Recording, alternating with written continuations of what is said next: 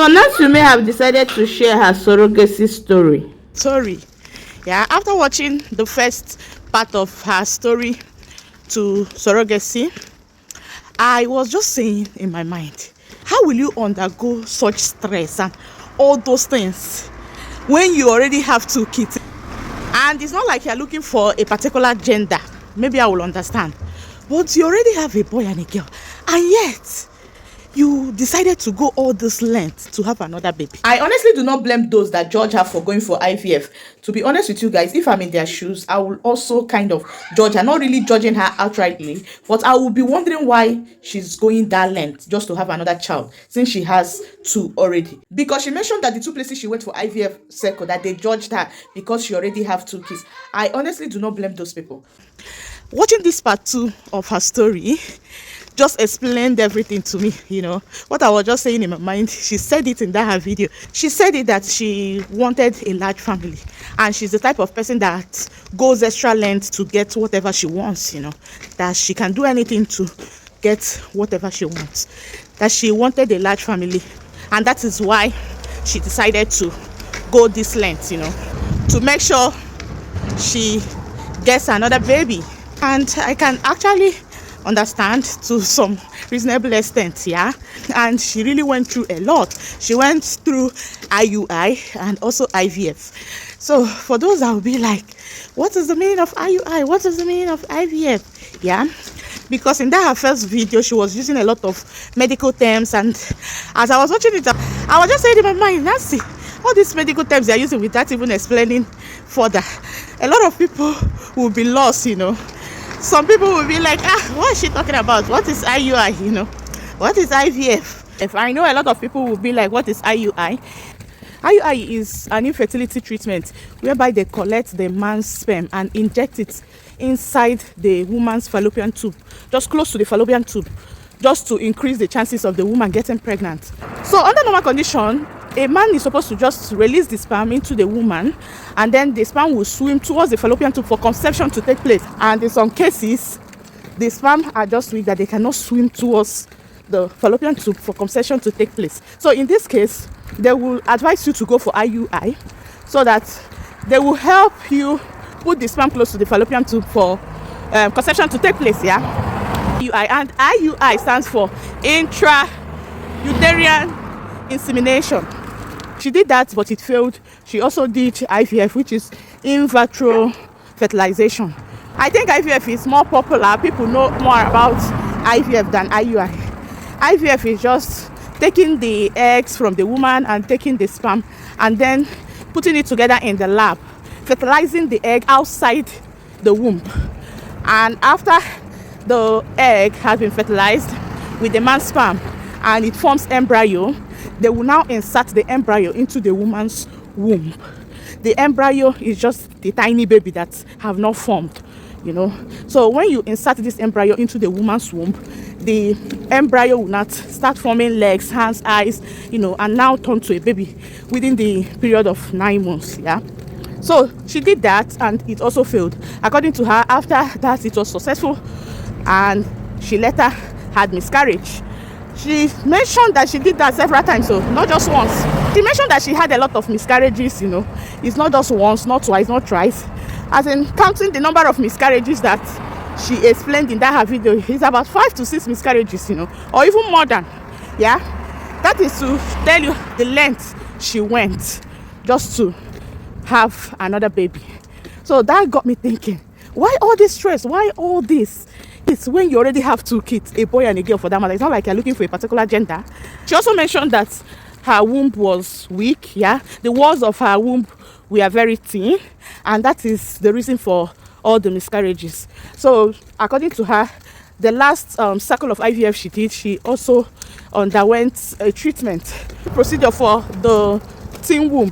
She mentioned that the lines of her womb are so weak, so she needed them to, thicken it up so as to make it very conducive for the baby to grow.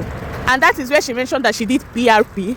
PRP is an injection that they usually use for the treatment of uterine walls, especially when the walls of your uterus is weak. They usually, use that PRP to treat it just to thicken up the walls of your uterus. Yeah, I think that is what she did. And after that, the IVF cycle still failed. After her last IVF cycle, she still had a lot of embryos left. Okay, some people will be like, how? Okay, let me explain again. Yes, I'm working. This is the only time I have to make this video, so ignore all the background noises and just focus on what I'm saying. Okay, so during IVF, they usually collect the woman's eggs and then the man's sperms. Remember, in one ejaculation from the man, it can produce more than 1,000 sperms, while on the other hand, from the woman, depending on the woman's age, it can produce from 40 and above eggs. Over 1,000 sperm, it needs just one to form a baby. The same as the woman, it needs just one egg. That is to tell you how precious kids are. So for you to have your baby, there are 1,001 other sperms that did not form a baby, but your baby decided to come through. That is a miracle. So what they usually do is to collect the eggs and then collect the sperm and then take it to the lab and use the sperm from the man to fertilize the eggs. So what they do is when they collect those eggs from the woman, they try to group the eggs according to how healthy the eggs are. They usually have group A, B, C, and so on. So group A means they are very healthy eggs. These group A eggs are healthier than the other groups, according to how they group them. Yeah, then they now use the mom's sperm to fertilize those eggs. So at the end of the day, you might get like 10 or even more than embryos. Yeah, sperms are usually more, while in women it varies depending on your age. The younger you are, the healthier your eggs and the more eggs you produce. Yeah, so they usually use the sperm to fertilize all those eggs according to how they group them, but they usually eliminate the eggs that are weak, the ones that are not that healthy and are not strong. They usually eliminate those ones, but those that are healthy, they keep them and then use the man's sperm to fertilize all of them. So at the end of the day, you might be having like 10 embryos. Yeah, embryos are the ones that have already formed. Yeah, the ones that are already fertilized, you get, because once the sperm meets the egg, it forms an embryo. And mind you, not all the eggs that they use the sperm to fertilize will form an embryo. Have that in mind. But at the end of the day, you might be having like 10 or more that have formed embryo, meaning that they have the chance of turning to a baby. So after her last IVF, she used maybe probably 1 or 2, and she still have other embryos left. Yeah, so at that point, that is when she started looking for someone else that will help her carry her baby. Yeah, someone else that they will insert these other embryos that are left into her womb to help her carry the baby. You see, so it made the whole process very easy for her. So what they usually do is, once you still have embryos left, they usually freeze it just to keep it in case the one that they inserted fails. So that is why you always hear that I did 2, 3, 4, 5, 6 IVFs and they all fail. Most of the time they don't go ahead doing the process over and over again.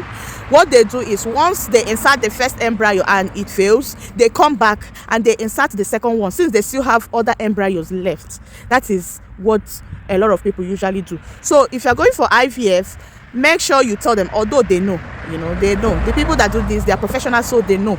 Always tell them to freeze your remaining embryos once they've inserted the ones they want to work with, you get, in case if it fails or there is a miscarriage along the process, you can always come back to the left embryos, you get. Yeah, so that is actually what Nancy did, and it made the whole process for her very easy. When I listened to the second part of her story, I was like, wow, now I see that is why it was so easy for her, because she's already gone through the process already.